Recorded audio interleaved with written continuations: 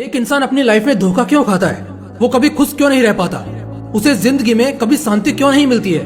नियति हमको जन्म लेते वक्त ये संकेत दे देती है कि ईश्वर के अलावा दूसरे किसी से भी कभी भी कोई भी उम्मीद नहीं करनी चाहिए। बावजूद इसके हम इसे क्यों इग्नोर कर देते हैं? एक खुशहाल जिंदगी का सार क्या है? मतलब क्या है? आत्मा मरने के बाद कहाँ जाती है? और सबसे ज्यादा सोचा जाने वाला सवाल, पुनर्जन्म की वजह क्या है? इन सभी सवालों का सीधा और सिंपल सा जवाब है श्रीमद् भगवत गीता। जिस इंसान ने भगवत गीता में लिखी बातों को अपनी जिंदगी में उतार लिया, समझो उसने धरती पर ही स्वर्ग पा लिया। भगवान श्री कृष्ण ने श्री भगवत गीता में बहुत सी ऐसी बातें बताई हैं, बहुत सी ऐसे सवालों के जवाब दिए हैं जिसे एक आम इंसान पूरी जिंदगी बस सोचता ही रहता है। इसलिए आज के इस वीडियो में मैं आप सभी को श्री भगवत गीता के 5 ऐसे लेसन्स बताने वाला हूँ जो सुनकर आपको कुछ नया सीखने को मिलेगा। और अगर आप इन्हें अपनी जिंदगी में उतार लेते हो तो कभी भी अपनी जिंदगी में हारा हुआ फील नहीं करोगे। और साथ ही साथ वीडियो के एंड में आपको ये भी पता चल जाएगा कि जिसे आप प्यार करते हो, अपने जीवन साथी के रूप में देखते हो, क्या असल में वो आपसे सच्चा प्यार करता है या करती है? सच्चे प्यार का असल मतलब क्या होता है, ये भी श्री कृष्ण ने बहुत खूबसूरती से समझाया है। तो बस वीडियो को पूरा देखना, बहुत कीमती ज्ञान लेकर जाने वाले हो। तो चलिए जानते हैं। लेसन नंबर 1, बर्बाद होने के 3 मुख्य उपाय, वासना, गुस्सा और लालच। अगर कोई शख्स अपनी पूरी जिंदगी अपने ही हाथों से बर्बाद करना चाहता है तो वो इन 3 उपायों को अपना सकता है। मुझे नहीं लगता कि कोई भी अपनी जिंदगी खुद के हाथों से बर्बाद करना चाहेगा, लेकिन जाने अनजाने इन 3 माया जाल यानी वासना, लालच और गुस्से में फंसकर वाकई हम अपनी जिंदगी खाक कर लेते हैं। आपको ये समझना होगा कि इन तीनों की अपनी बाउंड्रीज हैं और आपको कभी भी इनकी सीमा रेखा को पार नहीं करना है। जो इंसान अपनी जिंदगी हमेशा गलत विचारों से जीता है, गंदे विचारों से जीता है, प्यार को हवस का नाम देता है, दूसरों के हंसते खेलते लाइफ से जलता है और हमेशा अपने से कमजोरों पर गुस्सा करता है, उन पर हक जमाता है, तो वो इंसान अपनी जिंदगी में तो क्या, मरने के बाद भी बर्बाद ही रहता है। इसलिए भगवत गीता का पहला लेसन आपको यही सिखाता है कि आपको अपनी जिंदगी में कभी भी इन तीनों माया जाल में नहीं फंसना है, वरना पाताल लोक से भी नीचे गिरोगे। Lesson number 2, everything happens for a cause और ए गुड रीजन। जो होता है किसी वजह से होता है और अच्छे के लिए ही होता है।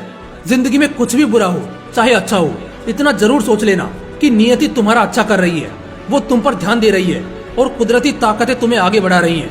अगर सतयुग में भक्त प्रहलाद ने अपने पिता के खिलाफ बगावत करके भगवान के नाम को लगातार न जपा होता तो विष्णु भगवान नरसिंह रूप लेकर कभी भी हिरण्यकश्यप राक्षस को नहीं मारे होते। कारण बस यही था कि भक्त प्रहलाद ने अपने पिता हिरण्यकश्यप को भगवान मारने से इनकार कर दिया था और हिरण्यकश्यप को यह वरदान था कि उसे दुनिया में कोई नहीं मार सकता, न कोई इंसान, न कोई भगवान। न उसे दिन में मारा जा सकता था और न उसकी मौत रात में हो सकती थी। लेकिन जब वो भक्त प्रहलाद को मारने गया तो कुदरत को विवश होना पड़ा प्रहलाद को बचाने और हिरण्यकश्यप को मारने के लिए। और तब भगवान विष्णु ने नरसिंह रूप लेकर सूरज ढलते समय यानी शाम को उस दैत्य का वध किया।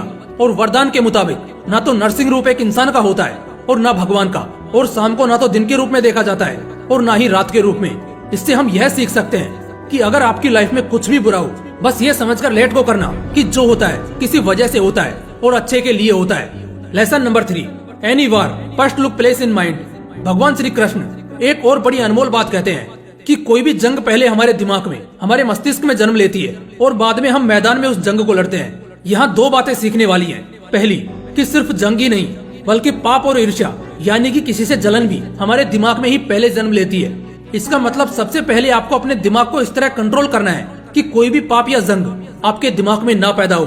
क्योंकि आज आपके साथ जो भी अच्छा या बुरा हो रहा है सब अतीत के बुरे कर्मों की वजह से ही हो रहा है। और कर्म करना जन्म लेता है हमारे मस्तिष्क में, हमारे दिमाग में। इसलिए पहले इसे कंट्रोल में रखें। दूसरी बात जो हमें इससे पता चलती है कि मैदानी जंग जीतने से पहले हमें उसे अपने मस्तिष्क में जीतना होगा। आपने इस शानदार कहावत को तो सुना ही होगा कि मन के हारे हार है और मन के जीते जीत। इसलिए किसी भी जंग को जीतने और मंजिल को पाने से पहले आपको अपने मन में उसे जीतना होगा। क्योंकि अगर आप मन से जीत गए तो किसी से भी जीत जाओगे, और अगर मन से हार गए तो किसी से नहीं जीत पाओगे। Lesson number 4, true love sounds pure. दोस्तों, अगर मैं आपसे पूछूं कि सच्चे प्यार की एग्जैक्ट डेफिनेशन क्या है, क्या आप इसका जवाब दे पाएंगे? शायद नहीं। भगवत गीता में श्री कृष्ण ने इसी सवाल का एक बहुत ही खूबसूरत जवाब दिया है जो आप सभी को सुनना चाहिए। सच्चे प्यार का असल मतलब होता है जहां आप बिना किसी शर्त के किसी से प्यार करते हैं, बिना किसी फायदे के उससे बात करते हैं और बिना किसी कारण आप उसे प्यार देते हैं और उसे जितनी उम्मीद है आपसे, आप उससे ज्यादा उसकी केयर करते हैं। इसे एक्चुअल में ट्रू लव यानी सच्चा प्यार कहते हैं और ये स्वयं श्री कृष्ण की भाषा है। और इसे कल्पना करने के लिए आप अपनी माँ को एग्जाम्पल के तौर पर देख सकते हो, जो असल में बिल्कुल ऐसी ही है। यानी कि अगर एक शब्द में सच्चे प्यार को डिफाइन करना हो तो आप माँ बोल सकते हो। Lesson number 5, human life is full of battles. हम मानवों की पूरी जिंदगी ही एक जंग है। यहाँ जो झुका वो मारा गया, जिसने सहा वो ललकारा गया। एक इंसान की पूरी जिंदगी जंग से भरी है।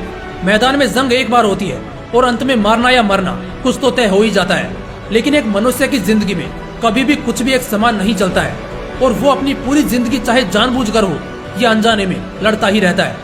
जन्म लेते वक्त पहली सांस से लड़ता है, बड़े होने पर समाज से, परिवार से, संगत से, उलझनों से, परेशानियों से और तकलीफों से लड़ता है, और मौत के समय आखिरी सांस के लिए भी लड़ता है। इसलिए हर मानव एक योद्धा होता है, लेकिन तब तक जब तक वो खुद को एक योद्धा समझता है और जिंदगी से हारता नहीं, बल्कि हर परेशानी का डटकर सामना करता है। दोस्तों, ये थी श्रीमद् भगवत गीता की कुछ महान लर्निंग्स, और ये ऐसी लर्निंग्स है जो स्वयं जगत के दाता भगवान श्री कृष्ण ने बताई है। तो इन्हें मानना और फॉलो करना हमारे लिए किसी वरदान से कम नहीं होगा।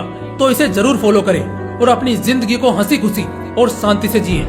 जय हिंद, वंदे मातरम।